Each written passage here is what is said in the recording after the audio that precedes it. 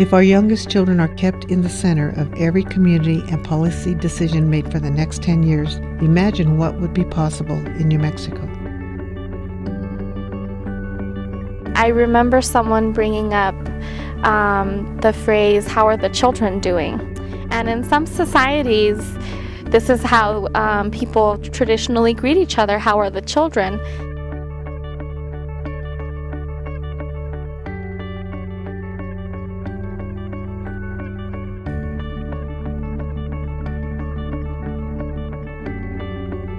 I think if we're going to raise our children in a way that they're at the center, children know about justice. So I think we would get serious about addressing the inequalities across neighborhoods so it wouldn't matter where you're born. For more than 25 years, the Family Development Program has strengthened early childhood education. This was accomplished through strong partnerships between families and teachers. As part of the College of Education, the UNM Family Development Program is a statewide initiative. It is committed to change the early learning paradigm that informs how educators, parents, and policymakers think about young children's learning. Well, I think it would be great for us to think in terms of children in all of our decisions, so that anytime we're thinking about maybe legislative, work, whether we're thinking about programs, whatever we're thinking about, that we actually try and consider what impact it would have on children. It wouldn't be government as usual. It would be totally different. We as a state recognize the value of children and investing in children, and having a proclamation helps all of us remember that each and every day when we're making policy decisions. We need to continue to invest in pre-K, to focus on quality childcare, to look at transportation issues for parents.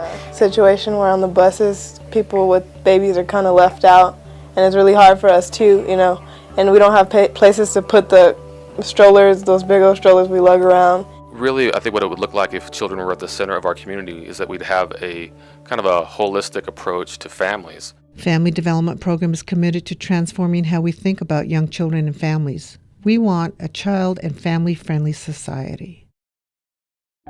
At the heart of the Family Development Program's work is an image of a child who is powerful, curious, and infinitely competent as an active, dynamic learner.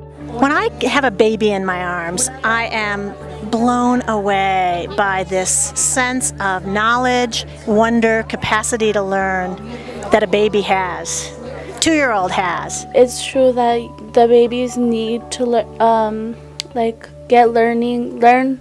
while they're just babies, because then as they grow older, they'll learn more. Play is really how children learn best, and many would argue that's how adults learn best too, that if we're having fun at what we're doing, we're going to be curious about it and want to explore it and be focused to learn more about it. But it's $7 to go to the zoo. Teen mothers don't have $7. When you have an infant, you barely have the money to get the wipes, the Pampers, the bottles. Why can't they make it affordable for teen parents? Even you don't have to give us a free day. Why can't you just make it a little cheaper? Give us a coupon, a discount for just a day, for a month maybe. Just an activity. They learn from this. They learn from the animals. They learn from Explorer, from any activity that they go to. They are learning. The Family Development Program advocates that play is how children learn. Play is essential for developing critical thinking skills and engaged learning. Children have the right to be children, to be joyous, and learn through the joy of play. The Family Development Program has successfully convened diverse partners to work together on this vision. Through convening and relationship building, the Family Development Program has become a catalyst for change. And what it will be is people sitting around and talking and listening and telling and imagining what this city will be like through the eyes of a child, and all the pieces that will work so that we can raise our children up to be amazing adults. Our program staff have joined with other early childhood leaders to give leadership to the Decade of the Child. The Decade of the Child is a grassroots advocacy coalition committed to empowering children and their families to discover and pursue their full potential. It is in this spirit that the Decade of the Child Strong Starts Project was created. This project brings early childhood issues to the forefront of our community's consciousness. We want to get people's voice. We want to gather people together to talk about our youngest children, what we imagine is possible in this next decade for them. And we know that when people come together, great things happen for children. I walked out of the dialogue circles understanding that everyone that was there that participated in those meetings were all advocates for children. Now I know of other people who live in the same community that I do, which is really important. Those relationships are invaluable to me, not just as connections as a young parent, but also as someone who's invested in creating a strong future for young children. Something I learned from the dialogue sessions is that our opinions are important. I always knew I was a good mother, but a lot of other girls kind of just changed my whole perception of everyone here. A lot of things changed for me. The dialogues themselves help foster connections among the people that care for the children in our community. So what happened in the Everyday Democracy process was that people really shared initially from their own experiences as children, what worked for them, and also based on the needs that they were now experiencing in their lives as mothers.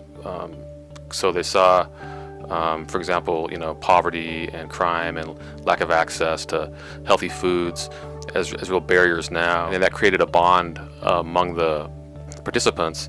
And the plans that we came up with then were based on real life experiences, not just out of books or research. They were built on what had worked for us. The experience that we have was really amazing. It was a small group, but we were really powerful. For the babies born in 2010, what will their lives be like in 10 years?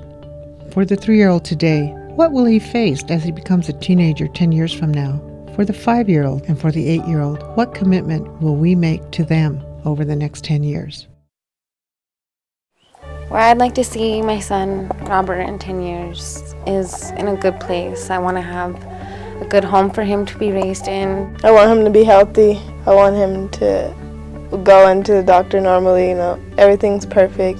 I want him to grow up and to realize what life is. In 10 years for my daughter, I hope that she really values who she is. I want him to go to a school where teachers care and where I'm involved. I just want him to grow up to be a good boy, to do what he wants in life. If he wants to be a doctor, be a doctor. If he wants to be a football player, be it. My hope and vision in the next 10 years in the decade of the child would be that we really address the inequities that exist. Despite all of the plights of our community, we can come together and we can prioritize our children, and that to me is so inspiring and so moving that it's really made parenting, it's changed the way that I look at parenting.